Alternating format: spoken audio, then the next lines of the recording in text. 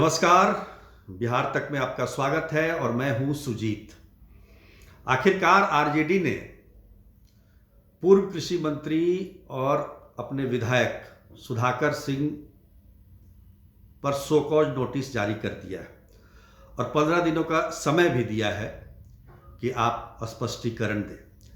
लेकिन किस विषय पर आरजेडी ने ये शो कॉज नोटिस जारी किया है ये समझ में नहीं आया, क्योंकि मैं जब पत्र पढ़ता हूं तो उसमें इस बात का कोई जिक्र नहीं है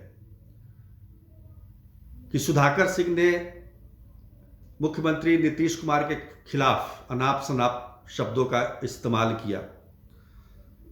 हालांकि ये बात अलग है कि केवल शो कॉज नोटिस देने में आरजेडी को 17-18 दिन लग गए।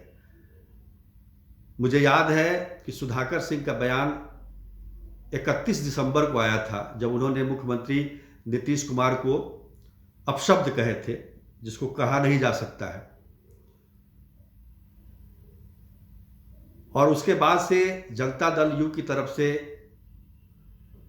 प्रतिक्रिया आई थी, कड़ी प्रतिक्रिया आई थी और कार्रवाई करने की मांग की गई थी। लेकिन ये कार्रवाई हुई कब? जब कल यानी कि मंगलवार को खगड़िया में सुधाकर सिंह ने सीधे तौर पर सरकार पर हमला बोल दिया, यानी कि अपनी ही सरकार पर, महागठबंधन की सरकार पर हमला बोल दिया और भ्रष्टाचार का और तमाम तरह के आरोप लगाए। तो रातों रात, आधी रात को उठकर आरजेडी ने ये शो कॉज जारी किया, क्योंकि सुधाकर सिंह ने मुख्यमंत्री के बारे में एक बार फिर टिप्पणी की और कहा कि टेकुआ की तरह सीधा कर देंगे। तो आरजेडी को लगा कि कल से फिर जेडीयू की तरफ से बयान आने शुरू हो जाएंगे। तो आधी रात को ये शो कॉज नोटिस जारी किया गया।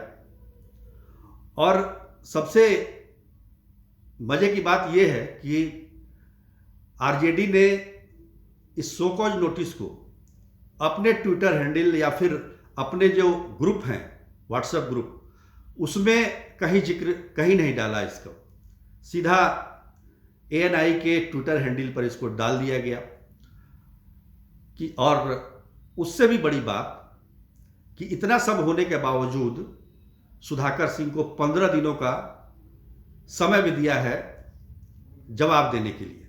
अब देखिए, इस जो शो कॉज नोटिस जारी किया गया है उसमें कहीं भी इस बात का जिक्र नहीं है कि मुख्यमंत्री के बारे में सुधाकर सिंह ने क्या बातें कही हैं।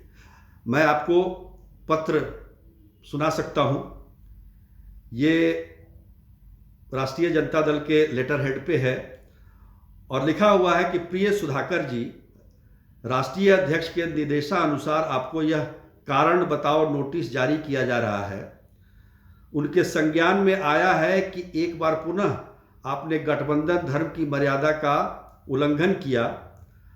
राजद के राष्ट्रीय अधिवेशन में सर्वसम्मति से यह प्रस्ताव पारित किया गया कि गठबंधन के मसलों पर शामिल दलों के शीर्ष नेतृत्व के संदर्भ में सिर्फ पार्टी के आदरणीय राष्ट्रीय अध्यक्ष अथवा माननीय उप मुख्यमंत्री श्री तेजस्वी यादव ही बात रखने के लिए अधिकृत हैं।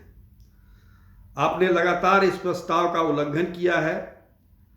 आपके बयान लगातार उन ताकतों को बल देते हैं जो संविधान को रौंद कर न्याय, सौहार्द और समानता की पैरोकारी को समाप्त करना चाहते हैं। आपके आपत्तिजनक बयान देश, प्रदेश और राजद के एक बड़े वर्ग को आहत कर रहे हैं। राष्ट्रीय जनता दल के संविधान की धारा 33 के नियम 22 के तहत आप कृपया 15 दिनों के अंदर यह स्पष्टीकरण दें कि क्यों नहीं आपके विरुद्ध कठोर अनुशासनात्मक कार्रवाई की जाए। धन्यवाद। अब्दुल बारी सिद्दीकी, राष्ट्रीय प्रधान महासचिव, राष्ट्रीय जनता दल। इस पत्र में कहीं भी जिक्र नहीं है कि आपने मुख्यमंत्री के बारे में क्या टिप्पणी की, क्या बातें कही, किन शब्दों का प्रयोग किया। और सबसे बड़ी बात कि सब जानते हैं कि लगातार सुधाकर सिंह मुख्यमंत्री के खिलाफ बोलते रहे हैं। ऐसे में 15 दिनों का समय भी कम समय नहीं है, ज़्यादा समय है। ये बात अलग है कि जनता दल के कई नेताओं ने, जनता दल यू के कई नेताओं ने, मंत्रियों ने आरजेडी के इस कदम का स्वागत किया है, पर कहीं ना कहीं ऐसा लगता है कि आरजेडी सुधाकर सिंह पर कार्रवाई नहीं करना चाहती, लेकिन जेडीयू का मन रखने के लिए यह कदम मजबूरन उठाना पड़ रहा है। पत्र से तो ऐसा प्रतीत हो रहा है। अब कार्रवाई क्या होती है, उनका जवाब क्या होता है, उस पर उनकी कार्रवाई क्या होती है, यह देखने वाली बात होगी। पर दूसरी तरफ जब आप सुधाकर सिंह पर कार्रवाई कर रहे हैं तो कम से कम प्रोफेसर चंद्रशेखर, जो कि शिक्षा मंत्री हैं, रामचरितमानस नफरत फैलाने वाला ग्रंथ है, इस मामले पर अपना कम से कम माफी मांग लें, बयान तो वापस कर लें।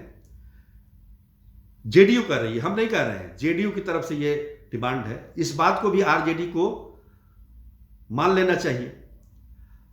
मुख्यमंत्री ने खुद कहा कि हमने मंत्री को इस बारे में समझाया था, उप मुख्यमंत्री तेजस्वी यादव से बातचीत की थी, बावजूद इसके इस मामले को और तूल देने की कोशिश हो रही है। तो क्या कहीं ना कहीं बिहार में फिर से रामचरितमानस के जरिए अगड़े और पिछड़े की लड़ाई करने की मंशा तो नहीं है? यह देखने वाली बात होगी। आज के लिए बस इतना ही। तब तक के लिए नमस्कार।